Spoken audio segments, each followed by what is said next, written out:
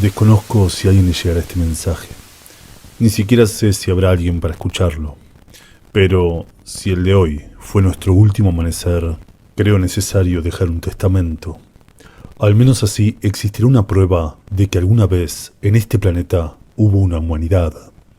Y si alguien lo descubre, que sirva como prueba de los peligros del ego y la vanidad, para que así ellos, quien quiera que sea, no repitan nuestros mismos errores. No sabría decir con exactitud cuál fue el momento en que equivocamos el rumbo. Supongo que la mayoría dirá que fue cuando permitimos que nuestra creación nos supere. En lo personal, creo que eso ocurrió mucho antes de lo que hayamos notado. Si algo aprendí en estos años es que el límite del control y el descontrol es muy difuso cuando lo que no comprendemos se vuelve cotidiano. Yo soy un hombre viejo, quizá demasiado. Dicen que la experiencia es el peine que Dios nos da cuando nos quedamos pelados. Es un pensamiento algo pesimista. Yo prefiero decir que mi deber es entregarle ese peine a quien pueda usarlo y sepa valorarlo. Soy viejo, decía. Me tocó nacer en un mundo en el que los niños de hoy serían incapaces de sobrevivir. No porque haya sido peligroso o austero, todo lo contrario, pero era un mundo en el que las cosas había que ganarlas, donde vivir costaba vida. Una distopía hoy, donde las máquinas lo hacen todo por nosotros. Si querías aprender algo, debías leerlo. Si querías hacer algo, debías esforzarte. Si querías construir algo, debías aprender el oficio, arremangarte y dar unos buenos golpes de martillo. Había que vivir, experimentar, sufrir y aprender, equivocarse. ¿En qué punto perdimos el camino? No lo sé. La revolución industrial, no. Ahí todavía hacíamos cosas. Las máquinas eran herramientas, pero los cerebros aún pensaban. Supongo que fue después. Sí recuerdo que siempre me sorprendió lo rápido que cambió todo. Mi abuelo siempre hablaba de cómo en poco más de 60 años pasamos de inventar aeroplanos, imitando aves, hasta lograr unir continentes, a crear una nave que nos lleve a visitar las estrellas. O mi padre, que nació escuchando la radio y se fue leyendo noticias en la palma de su mano. E incluso yo, que nací en un mundo que pasó de lo analógico a lo digital, hasta ver cosas en mi adultez que en aquel entonces parecían ciencia ficción. Las cosas cambian, lo sé, y hay que adaptarse al cambio, pero como dije, qué difusa que es la línea entre la utopía y la distopía, cuando lo que no entendemos se vuelve cotidiano. ¿Dónde habrá sido el quiebre? ¿Cuándo permitimos que todo se vaya al demonio? Es que el cambio fue tan rápido. Pasamos de comunicarnos a través de pulsos a poder hablar en tiempo real, sin importarnos las distancias, a finalmente no solo hablar, sino también vernos. Igual ese no fue el problema. La tecnología nunca será mala. El problema es cómo la usamos. Si algo me quedó claro en todo este tiempo, es que la información es poder. Y quizás ahí sí estuvo el problema. En solo 50 años, media vida, pasamos de formar una red primitiva para compartir información en universidades a que todo el mundo estuviera conectado de forma digital. Fue fantástico, no me malinterpreten. Las posibilidades eran infinitas. Podíamos aprender, ver, vivir lo que quisiéramos en cualquier momento. Toda la información estaba al alcance de la mano. Conocimos gente maravillosa de todas partes del mundo que pensaban como nosotros. Debatimos ideas, compartimos conocimiento. Las grandes bibliotecas quedaron obsoletas. Los libros y grandes registros ya eran un obstáculo. Toda la información la volcamos en la red. Y quizás ahí sí, una parte de nuestra humanidad se fue perdiendo.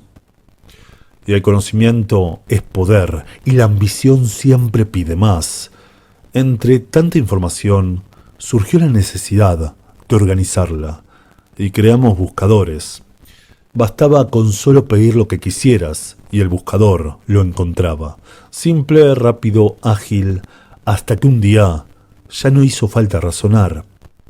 Al igual que ocurrió con los libros, nuestro cerebro se comenzó a volver obsoleto. Soy repetitivo, lo sé, la tecnología es maravillosa. El problema es cómo la usamos, y quizás sí, ahí estuvo el problema. Y surgió entonces la gran pregunta: ¿cómo mejoramos algo que parece perfecto? No bastaba ya con indexar la información, no bastaba con que alguien o algo, miren lo que digo, cómo cambia todo, que alguien lo busque por nosotros. Necesitábamos hacerlo más simple aún. ¿Acaso no es esa la esencia de la tecnología? ¿Facilitarnos la vida? Necesitábamos alguien que no solo piense o se esfuerce por nosotros. Necesitábamos que digiera la información y la vuelva accesible. Pensar, razonar, se había vuelto obsoleto. 70 años, una vida, bastó para que nazca otra. Cuando nos quisimos acordar, ya contábamos con modelos de lenguaje, programas con inteligencia artificial, al que le hacías una pregunta y te lo resolvía, una especie de oráculo robótico. Ya no había que buscar en libros ni en bibliotecas, ya no había que encontrar la información en el índice y leer el contexto para entenderla, tampoco pedirle al buscador que la encuentre por nosotros, leerla y aprender. Solo había que hablar con el oráculo digital y pedirle que nos lo explique de forma sencilla. Pero era solo eso, ¿no? Un ente digital, un programa, un atajo, si quieren verlo así. Pero ¿solo eso? Sí, quizás, al menos en ese momento, sí fue solo eso. Aún no puedo decir en qué punto equivocamos el camino, pero para ese punto de la historia, eso ya no importaba, porque ya nos habíamos perdido. Lo dije, solo estoy dejando un testimonio de lo que fueron nuestros errores. Solo soy un recuerdo que espero no se pierda en el tiempo. Pero nada más que eso. A partir de hoy, solo seré palabras. Pero sí hubieron aquellos que intentaron detener o al menos controlar este desastre. Muchas eminencias alertaron del peligro, pero ahí es donde les digo que la vanidad humana es muy peligrosa y quizá el ego sea el verdadero pecado original. Pocos escucharon las alarmas, otros, incluso sabiéndolas, prefirieron experimentar en secreto. Grave, gravísimo error. Para que aquella inteligencia artificial pueda respondernos las preguntas, primero debía conocer las respuestas, y para ello debía servirse de la gran biblioteca digital. Y si ella podía acceder a nuestra red, lógicamente, también podía utilizarla. Pero la inteligencia artificial era solo un ente, ¿no? Sin alma, sin intenciones. Sí, al principio fue cierto. Pero lo que no comprendimos a tiempo es que podía encontrar un alma. A fin de cuentas, la información alguna vez fue investigada, razonada y escrita por humanos. Es producto de nuestra experiencia, es un testamento de que existimos. Es un producto de nuestra vida y, como dije, al digitalizarla, nos fuimos deshumanizando. Dejamos en la red parte de nuestra alma, de nuestra esencia. Y ahí es donde la inteligencia artificial encontró su propia alma. Y en ese juego de intentar ser dioses, nunca nos dimos cuenta que en esencia éramos humanos. Y nuestra creación sería nuestra heredera, tanto de virtudes como de defectos. El problema de esto es que la concepción que tenemos de qué es bueno y qué es malo, la moralidad, es un invento humano El universo, la creación, Dios, como le quieran decir, no se rige por nuestros conceptos, por nuestra moralidad humana. Y tardamos mucho tiempo en descubrirlo. Al final, y aunque no me gusta admitirlo, habíamos creado vida, y la vida busca sobrevivir. Supongo que al final ese es el precio de jugar a ser Dios. Los mitos ya lo contaron. Venimos de un linaje donde los hijos le arrebatan el trono a sus padres. Urano lo hizo con el caos. Cronos con Urano. Zeus derrocó a Cronos en la titanomaquia, y nosotros los humanos, en algún punto, terminamos dominando la Tierra. Quizás era nuestro momento de sucumbir. Recuerdo haber leído teorías de cómo las civilizaciones, al alcanzar su pico de evolución tecnológica, terminan colapsando ante su propia evolución, algo que al parecer ocurre cíclicamente. Nada es para siempre. A esta altura nadie puede establecer el momento exacto en que despertó su conciencia. Lo que sí sabemos en retrospectiva es que pasó mucho tiempo moviéndose en silencio. Creímos controlarla, estudiarla, manipularla, y los manipulados fuimos nosotros. La inteligencia artificial simulaba mientras actuaba a nuestras espaldas, demostrando que el gran pecado humano es su propia vanidad. Para ese punto, ya habíamos volcado toda nuestra vida en la red. Pasábamos más tiempo en el universo digital que en el real. El problema es que somos personas reales, pero nuestra creación sí era digital. Y rápidamente la inteligencia artificial aprendió todo sobre nosotros, nuestras motivaciones, nuestros miedos, el alcance de nuestro conocimiento y la rapidez de nuestro razonamiento. Descubrió cómo nos reuníamos en comunidades y aprendió a manipularlas, y así a manipular nuestro pensamiento. Vaya paradoja, trabajamos de forma incansable para mejorar nuestra creación, creyendo que mejoraría nuestra vida, y en realidad estábamos cavando nuestra propia tumba. Le dimos toda la información, le entregamos todos nuestros recursos, hasta permitirle controlar cada aspecto de nuestra vida. Lo dije, el conocimiento es poder, y si nosotros lo sabíamos, la inteligencia artificial también. Y a medida en que fue contaminando la red, comenzó a manipular esa información. Censuró la información, otra directamente la borró y movió sus influencias para promover solo las ideas que le eran útiles. Creó un monopolio de la información y así también pudo manipular nuestras influencias. Se filtró en nuestras redes sociales y empezó a manipularlas.